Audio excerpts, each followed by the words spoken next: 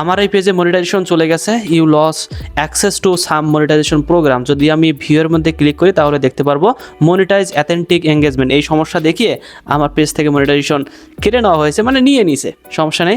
অনেকেরই কোশ্চেন থাকে যে মনিটাইজেশন যে আমাদের চলে গেছে, এখন কি আমরা কাজ করব কি করব না, এই কোশ্চেনের উত্তরটাই আমি আজকের এই ভিডিওতে দেবো।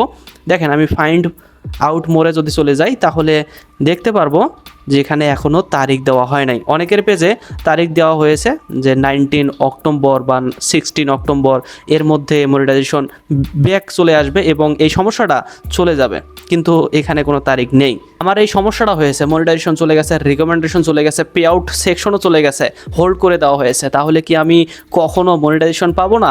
আর এই পেজে কি আমি এখন কাজ করব?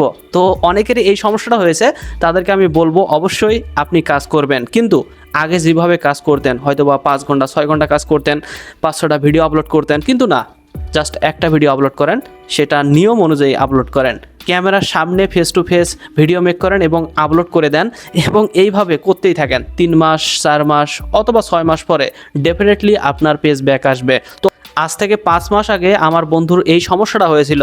ও পরশুদিন আমাকে ফোন দিয়ে বলে যে আমার সমস্যাটা অটোমেটিক চলে গেছে, আমি তো কাজই করতাম না। কিন্তু হ্যাঁ, ও মাঝে মাঝে লাইভ করতো এবং ভিডিও মেক করে ছাড়তো, অরিজিনাল ভিডিও মেক করে ছাড়তো।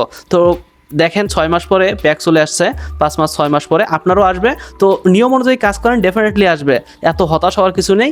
আপনি জাস্ট একটা ভিডিও দিনে আপলোড করেন এবং বাকি যে ভিডিওগুলো মেক করবেন অন্য একটা পেজ ক্রিয়েট করেন, সেখানে আপলোড করেন, দেখেন আরেকটা পেজ হবে, এটাও ব্যাক আসবে। আজকের এই ভিডিও যদি ভালো লেগে যায় তাহলে অবশ্যই সাবস্ক্রাইব করবেন।